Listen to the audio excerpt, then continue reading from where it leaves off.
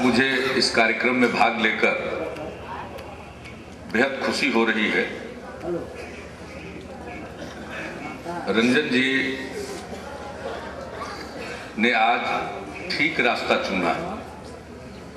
इसके पहले जो भी कर रहे थे प्रयोग कर रहे थे।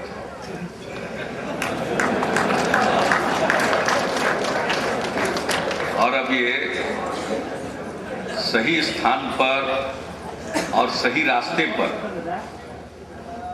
आज ये आए हैं, इसलिए मुझे बेहद खुशी हो रही है और मैं इनका तहे दिल से, दिल की गहराइयों से जनता दल यूनाइटेड में मैं स्वागत करता हूं।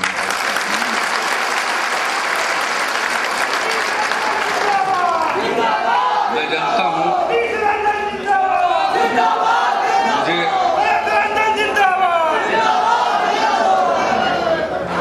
मुझे रंजन जी को कुछ बतलाने की जरूरत नहीं है, न किसी बात के लिए मुझको इन्हें आश्वस्त करने की जरूरत है। और मुझे पक्का विश्वास है कि रंजन जी के संघर्ष के दिनों के साथी भी इनकी बात को गौर से सुन रहे थे और उनको भी मैं पक्का विश्वास दिलाना चाहता हूं कि जनता दल यूनाइटेड सबकी पार्टी है और पिछले 3.25 साल में जिस प्रकार से हमने सरकार चलाया है वो ये पर्याप्त है साबित करने के लिए कि हम संपूर्ण समाज को, समाज के सभी तबकों को जोड़कर चलते हैं, किसी को छोड़कर चलने में मेरा विश्वास नहीं है। और यही कारण है कि आज समाज में तनाव खत्म हुआ, एक भाईचारे का माहौल बना, हिंदू मुस्लिम एकता का माहौल, विभिन्न जातियों के बीच में भाईचारे का माहौल। क्या स्थिति थी? संवाद नहीं होता था, डायलॉग नहीं होता था, बातचीत नहीं होती थी। अभी 3 दिन पहले, मैं उनका नाम नहीं कह सकता हूं, एक बहुत ही सम्मानित और बुजुर्ग नेता हैं बिहार के। अब वो कोई एनडीए में नहीं है, जनता दल यू में भी नहीं है, हमारे सहयोगी दल में भी नहीं है।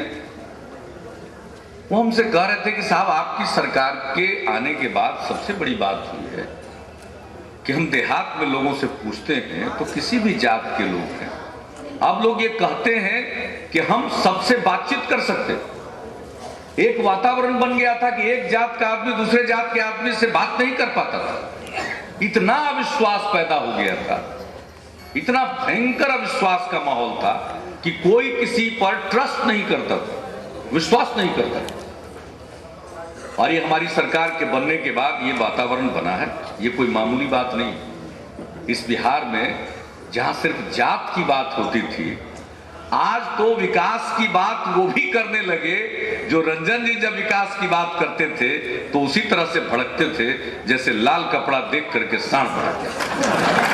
विकास की बात, अब जात की बात नहीं हो रही है, अब विकास की बात हो रही है। ये मामूली बात है। तो ये दोनों बात पर्याप्त है इस बात को साबित करने के लिए कि हमारी सरकार सबको साथ लेकर चल रही है और हमने एक वातावरण बनाया है जिसमें लोगों के अंदर एक बिहारीपन का भाव जग रहा है। हर आदमी महसूस करता है बिहार के लोग बाहर जलील किए जाते हैं, अपमानित किए जाते हैं। सबको लगता है कि अब मिल करके छोड़ो भेदभाव, ऐसा बिहार बनाएंगे कि बिहारी कहलाना अपमान नहीं, बिहारी कहलाना शान का विषय है। तो ये कोई साधारण बात नहीं है, यही सबसे बड़ी बात है, ये सबसे बड़ी बात है। और इसके बाद भाई गांव, धर्मेंद्र जी बसोड़ी की बात कर रहे थे, आप में से कोई आदमी अपने अपने इलाकों की बात कर सकता है और तो और छोड़ दीजिए, पटना राजधानी है, पटना की क्या हालत थी। 8 बजे रात तक अगर घर का कोई सदस्य घर में नहीं लौटा हो तो क्या कोहराम मचता था, क्या कोहराम मचता था घर में। आज सब निश्चिंत रहते,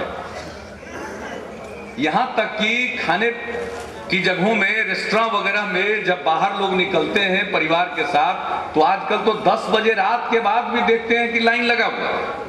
और हमको तो वो देखने का मौका नहीं मिलता। दूसरे लोग जो बाहर से आते हैं वो ये बतला कर जाते हैं। एक माहौल बना है, लोगों के मन से डर निकल गया। ऐसा नहीं है कि अपराध आज नहीं होते, अपराध होते हैं, उनकी संख्या में कमी आई है, लेकिन अपराध होते हैं। अपराध दुनिया के हर कोने में होते हैं। ये कभी किसी ने दावा नहीं किया है कि बिल्कुल अपराध समाप्त हो जाएगा। उस आदर्श स्थिति को प्राप्त करने का प्रयत्न होता है, लेकिन अपराध हो सकते हैं और जनता को भी मालूम है। लेकिन अब अपराधी पकड़े जाते हैं और कानून के मुताबिक बगैर किसी भेदभाव को उनको सजा मिलती है। तो ये जो माहौल बना है, इसके चलते डर निकला है, एक दूसरे के प्रति विश्वास का माहौल बना है, ये सबसे बड़ी बात है। और आज रंजन जी और आप सब लोग जो इनके साथ हम लोगों की पार्टी में आ रहे हैं, मैं आपको आश्वस्त करूंगा कि जिस प्रकार का समाज हम सब मिलकर बनाने की कोशिश कर रहे हैं, हमारी पार्टी भी उसी तरह की। हमारे राष्ट्रीय अध्यक्ष कौन है? शरद यादव। आप देखिए हमारी पार्टी को, हमारे मंच को देखिए, कभी आप हमारे पार्टी के मंच को देख लीजिएगा। हिंदू, मुसलमान, अगड़ा, पिछड़ा, अति पिछड़ा, दलित, महादलित, सब लोग आपको दिखेंगे। तो पार्टी ऐसे ही बनती। हमने विकास के प्रति वातावरण बनाया, समाज में भाईचारे का, सद्भाव का। अब 3.25 साल बीत गए, लोगों को तो डरा के रखा जाता था।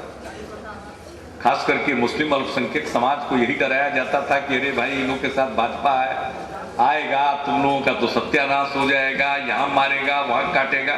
3.25 साल से बताइए क्या अमन चैन का माहौल है? तब आजकल लोग परेशान हैं और हम एक एक काम कर रहे हैं। हर वो काम जो तनाव को खत्म करे और सद्भाव को कायम करे, हम एक एक करके कर रहे हैं। कब्रिस्तान की घेराबंदी, अब उसको लेकर के विवाद होते रहते।